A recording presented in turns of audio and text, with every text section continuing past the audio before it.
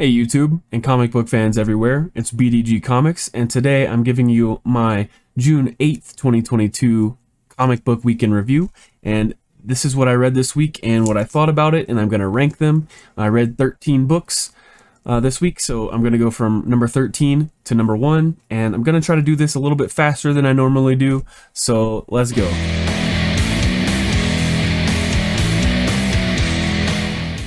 At number 13, I got Batman number 124, and this is Josh Williamson's final issue of this Batman run. The art was really great. We got Porter and Fornés. I'm not sure how to pronounce that. Fornés. Their artwork is just phenomenal. Like, it's exceptional in this issue. But the book as a whole kind of whimpered. Josh brought us back the Abyss character, and from the solicitations and stuff like that, and maybe just my expectations, I guess, combine those together, and I was expecting like a big showdown with Batman in the Abyss, or maybe even Ghostmaker in the Abyss, but I don't know, it just didn't happen. There was nothing really there. Yeah, so his run kind of ends with a whimper, and that's really sad. And there was a Poison Ivy backup story in here that was like a prologue or a prelude to the issue number 1 that also came out this week. That book was really good, but the prologue, it seems completely unnecessary, and it didn't really set me up, I guess, for that run the way I thought it would. So I gave that a 6.5 out of 10, and that was my number 13.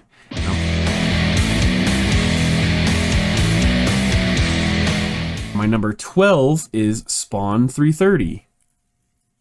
This was a good issue, I think. This is a good book. I just, like I've said many times, I don't really know the Spawn universe. So I come into it not just blind, but also confused by they have like convoluted, complex story lore stuff going on, and I just can't really wrap my head around it just yet, but I'm going to keep trying. I'm definitely still reading The Scorched, and I'll probably just keep picking up the main series just because, I mean, it's $2.99. It's the best value probably in comic books right now, so I'll probably keep picking it up. I mean, the artwork's incredible. I could pick it up for that alone, but it's interesting. I just don't know what's going on, and I'm very confused, but I'm picking up little pieces here and there they're kind of starting to build this jigsaw puzzle, and I'm getting there, I think. But I did enjoy this, and at number 12, I gave this a 7 out of 10, so pretty good books this week.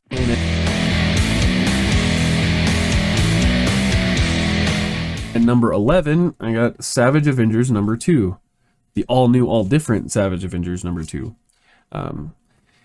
It's a good issue. I liked it actually more than the first issue. There was some corny dialogue in here and some weird things with Weapon H where he, like, I don't want to spoil too much, but some things happen to him and it's weird to me. Yeah, I don't know. I don't know really what to say about it. Overall, I'd say, yeah, I enjoyed it more than the first one. It's very wordy. It's not like a quick read. This is probably, I don't know how many pages it is, 27, 28 maybe, but this, out of all the books that I read, probably took me the longest to read.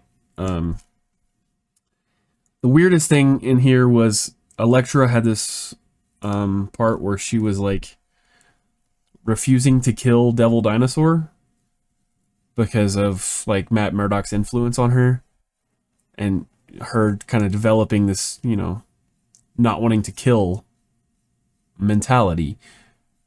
But it's not like it was a human, it was a dinosaur. So, yeah, I don't know. Kind of weird for me, but it was a good book. And that's a 7 out of 10. I'll probably give it another issue. If it doesn't really hook me, I'll probably drop it. Just because there's other stuff coming out. And I probably should make a cut. And that's probably on the chopping block. So, 7 out of 10. It was decent.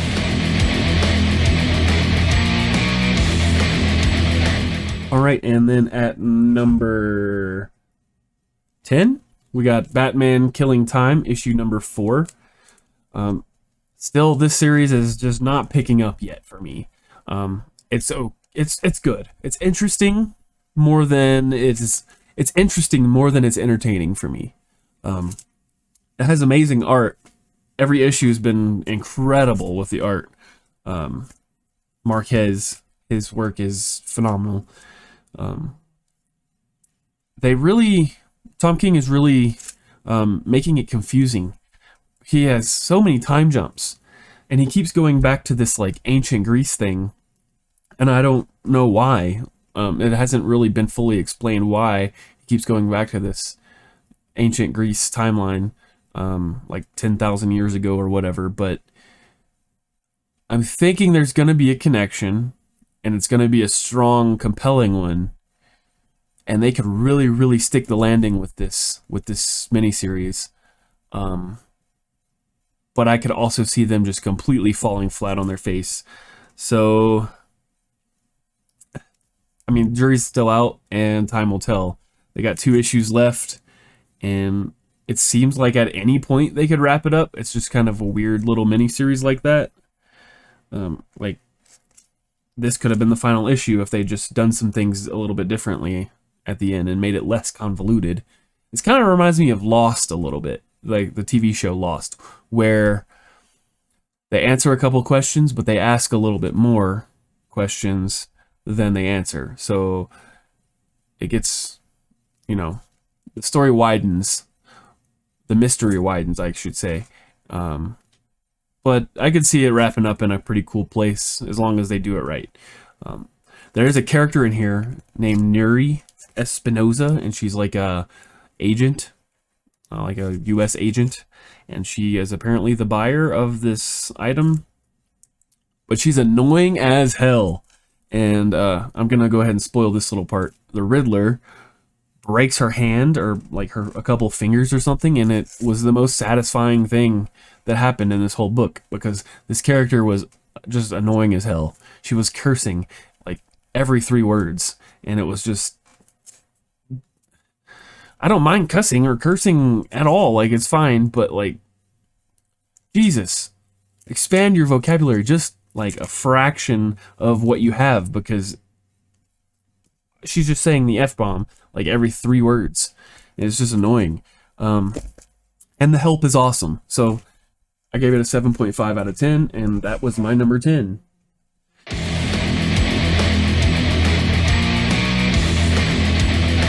And my number 9 is Dark Crisis number 1.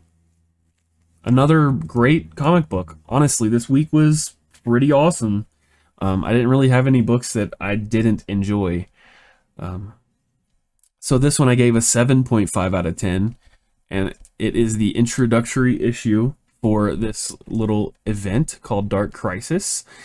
And Josh Williamson, who, was doing Batman and is doing Robin and Deathstroke. Basically, this is the culmination, it seems. It's been interesting, at least, kind of building this little world with the death of the Justice League, and then with the Shadow War ending, all kind of wrapping up into this. I didn't read that Road to Justice League prologue book, but I don't feel like I missed out at all. They catch you up just fine here. It kind of goes right off of Justice League 75. This Death of Justice League right here. It kind of leads right off of that. But in this issue, you get John, and he's kind of roaming around and trying to he's trying to create a new Justice League team.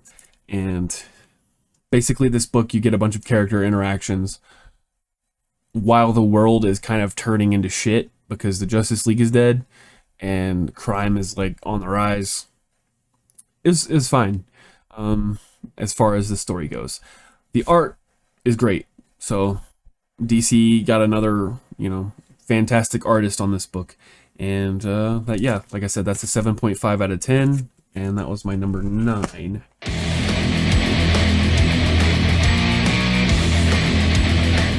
Now my number 8 is Venom, number 8.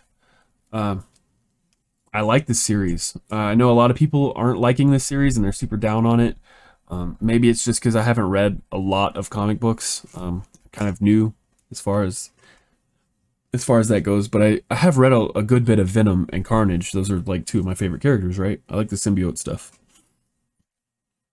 So this is an Al Ewing issue, so we focus a little bit more on Eddie and Venom in his like cosmic kind of adventures. Kang is in this issue, so the cover did not like just completely, go out of nowhere. It's a cool issue, and the series jumping around a little bit is confusing. It can be confusing, but I think it's fun, honestly. And this one definitely didn't do any readers any favors on the confusing bits of this Venom run. I do really like the art style that was used here from Brian Hitch.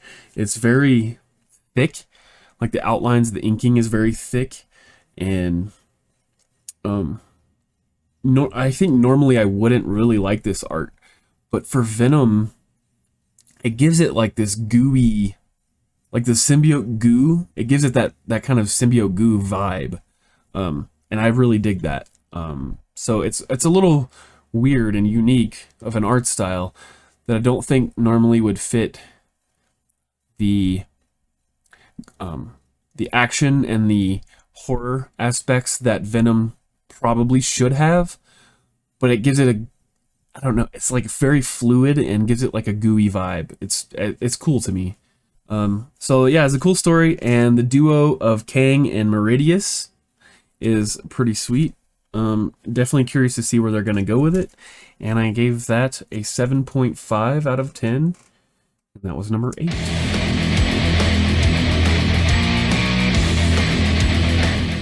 And then at number 7 we have The Amazing Spider-Man, number 3, with a really awesome cover here with Tombstone. It's like a zoomed in homage cover. Pretty cool. So easily the most compelling issue of the series so far. I feel like I'm finally learning something about Tombstone, the character, and about kind of where this plot is gonna go, even though they kind of dropped off completely some of the stuff that they were talking about in the first issue, that seemed like it was gonna have heavy implications on the plot. Now they're gone completely somewhere else. So I'm not sure exactly what they're trying to set up here. It seems like they're maybe trying to set up more than one little kind of story piece and then put it all together at the end, is my guess. I hate the art though in general. I'm not a fan of John Romita Jr.'s art. Everything seems to be drawn with like rectangle shapes, and like look at his fingers here. It's kind of like that. You can actually tell on the cover, because he did do this cover as well. But like, those don't look like fingers. What those look like? Little like concrete chunks, like little blocks. I don't know. I'm just not a fan of his art at all. But there's some really cool stuff in here with Peter, and definitely the most like emotion or desperation that I've seen from Peter since I've been reading comics. So, which isn't very long, but very compelling Spider-Man issue. Yeah, I'm ready for number 4, but an artist change would not hurt my feelings at all. And I gave that a 7.5, and that was my number 7.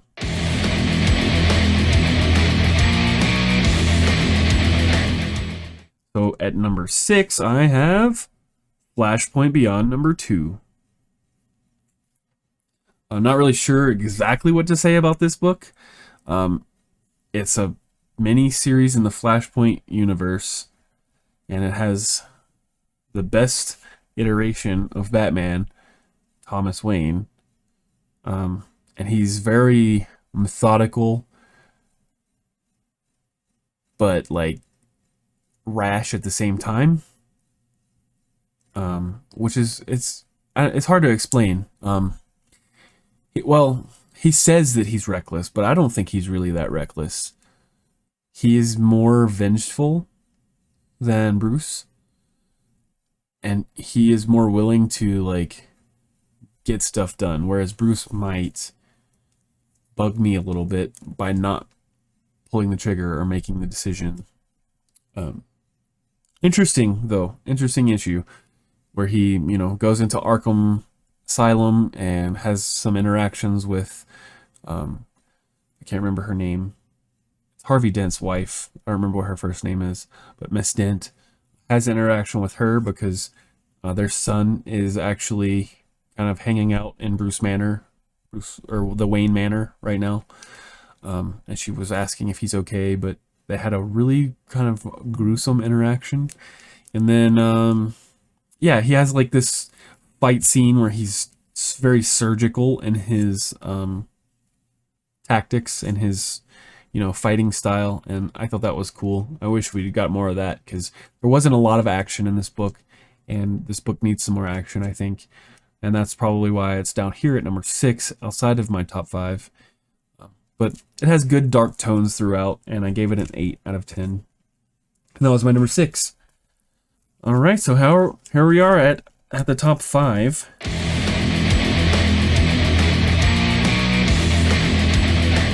And at number 5, I have Twig number 2. Loved it. Just like the first issue, maybe not as much because this is more of just like, you know, now we're going through the story. Whereas the first one was just setting up the world and introducing all the characters and stuff. And there's some cool characters and there's some very amazing scenes, like world building scenes here. The art was just, it's actually stunning. I don't know really what more to say about it. The art is just beautiful. And I know Scotty Young, who's the writer of this, is known as an artist. And this kind of does meet his vibes a little bit, where he draws like, you know, chibi characters or like just kind of kiddie cartoony characters. I think this is better than most of his art that I've seen though. And I guess, yeah, that's Kyle Strom. But it still reminds me, like he still reminds me of Stitch. And the world kind of gives me like a Dark Crystal, Alice in Wonderland, Avatar. It kind of like blends all those weird, unique, fantastical, like magical worlds and blends them all into this one world. All those little elements are they're all here. It's just very unique and magical, and yeah, the art does not hold back, and definitely makes your imagination just go. It's very, very cool and vibrant and colorful. Love it. The only thing about this is I can tell that I don't think the book is going to wow us as far as story goes. It's a very linear kind of story, it seems. Fetch quests and go here, do this, go here, do this, so that you can do this. It's just very like straightforward, which is okay because it's a kind of a hero's journey story, which that makes sense, right? And it's supposed to be good for kids, so it's not. I don't think it's supposed to be too, you know, crazy and thought-provoking and dark, as far as the story goes. But yeah, great book. I really, really enjoyed that, and my 5-year-old daughter loves Twig. So that's issue number 2. I gave it an 8 out of 10, and it is my number 5. Cannot wait for issue number 3.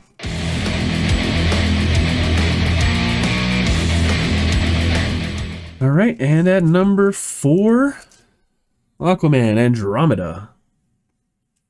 I don't know what I'm going to do with this book. I guess I'm just going to leave it on my shelf. And then once I've finished the series, I'll put it on another shelf because I can't fit it in my short boxes, but that's okay. So I thought, you know, looking at this art of this cover, that Aquaman maybe this is, I don't know, like a just kind of an imaginatory like drawing of Aquaman that isn't, you know, Aquaman, but he actually looks like this in the book. so that's pretty cool. It's kind of old Greg. All right. So it was a cool first issue. It feels like it feels like an indie story. It does not feel like a DC superhero book at all. They're telling a story about this crew that is in a submarine, like a prototype military submarine, and they're investigating this, what they believe to be a spaceship crashed down or landed in Point Nemo, which is a place in the water where I think it's in the Atlantic. I'm not sure exactly which sea it's in. It might be in the Pacific. It would make more sense if it was in the Pacific, because it's supposedly the furthest point away from any habitable land or habitable areas on Earth. And I guess it's like the spaceship graveyard. So apparently a spaceship came into Earth's atmosphere and went to Point Nemo, and we picked it up on radars, and then this crew got like secretly sent to go check it out and investigate. Some stuff happens with the surface team that is kind of monitoring the submarine, and now they're kind of stranded on their own. The submarine is, and I'm not really sure what happened to the crew on the ship that was, part of the surface team. That's kind of where you get a little bit of some superhero-y action from Aquaman. He comes in and kind of seems to be saving those people, but they don't really talk about what happens afterwards. We'll probably get a glimpse into that in the next issue. But this is really cool. Really cool book. I thoroughly enjoyed this. It almost has like I don't want to say alien vibe, but maybe like a, what's that one called? Event Horizon. That's the name of the book or the movie that I was trying to think of. It. The crew and like how they're trapped basically in this submarine. It gives me this like Event Horizon kind of vibe. Overall, really solid book. Good sci-fi kind of aspects to it, which I don't normally attribute to Aquaman, but I like it. I do like it. The coloring is kind of the highlight here. Out of all the things, out of the writing, the art itself, the coloring, letters, the design, the coloring is really the superstar here, I think. Really good stuff. Very psychedelic, but at the same time, maybe because it's blues and greens mostly, it's a calming psychedelic, but at the same time, it's vibrant and eye-popping and really cool stuff. I really, really did dig that. Can't wait for First Contact in book 2, which I'm assuming it'll be in book 2, and also to learn more about what happened to the surface crew with Aquaman. And yeah, that was Aquaman Andromeda, issue number 1, or book 1, as they call these DC Black labels. And I gave that an 8.5 out of 10. It was good. Can't wait for number 2.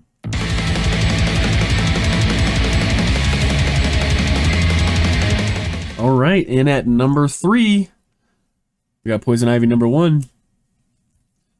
Really, this is my absolute surprise of the week. I did not think this book was going to be very good. I thought it was going to be, Poison Ivy being, the most recent Poison Ivy, where she isn't a villain. She doesn't care about her past or anything like that, and it's more about her love relationship. Don't care. But this was really good. She was a villain and she was brutal, and the art was amazing. Gorgeous art. Brutal Poison Ivy. I don't have much more to say. I'm here for it. Yeah, it was a quick page turner too. It didn't take long to read. There's not an overabundance of dialogue. It's quick to the point, and your eyes just kind of wander through the book, and they flow very well. There's not like a page where you get hung up on dialogue for a super long time. It's just nice, well written, well designed comic book, and that is Poison Ivy number 1. Definitely going to continue this I like seeing Poison Ivy as a villain. She's awesome.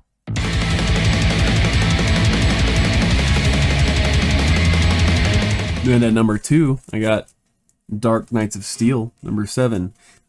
So the first 6 issues of this have been some of my favorite comic books. And I love Dark Knights of Steel so far. And issue number 7 is no different.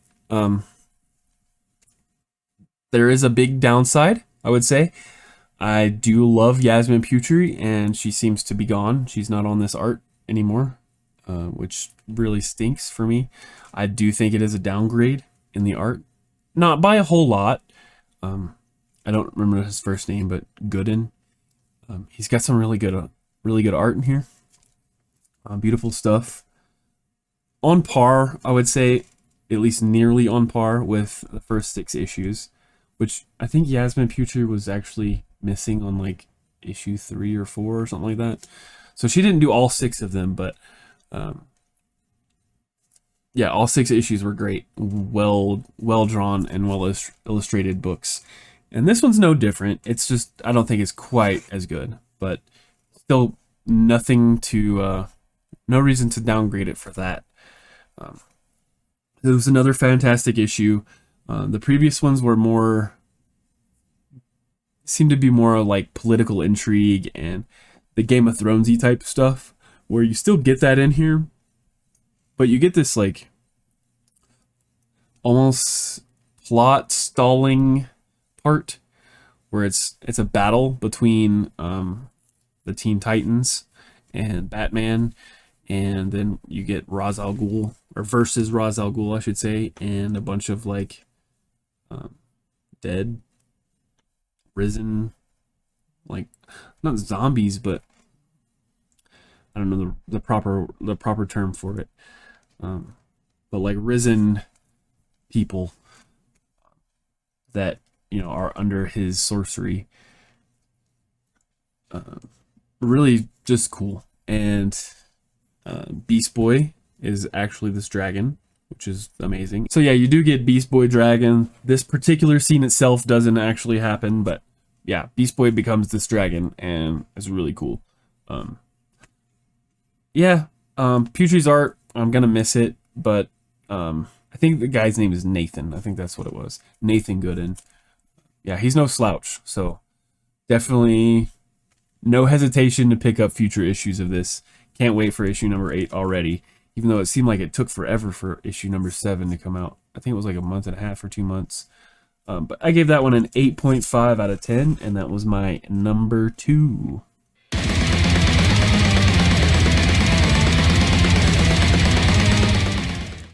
All right, and my pick of the week is Thor number 26, Banner of War, Part 4. All I had to say is, what? What? I feel like when I was reading this book, I actually said that like out loud, probably 5 or 6, 7 or 8 times. It's just crazy. The event is just so much fun. The story is great. The art is great.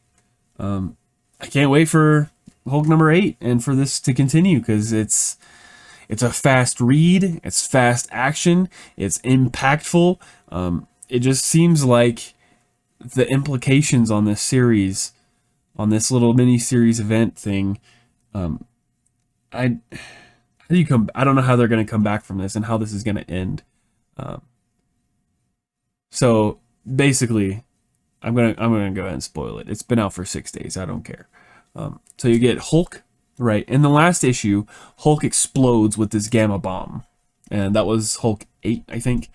He like just radiates and explodes, and Thor gets affected by the gamma radiation and becomes a Hulk. So you have Thor Hulk, right?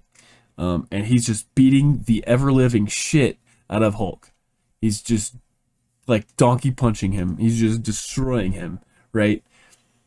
And then Odin and Bruce come in to kind of try to save the day, because they don't want Thor to, or they don't want, they don't want Thor to like kill Hulk or anything like that, and he's kind of out of control.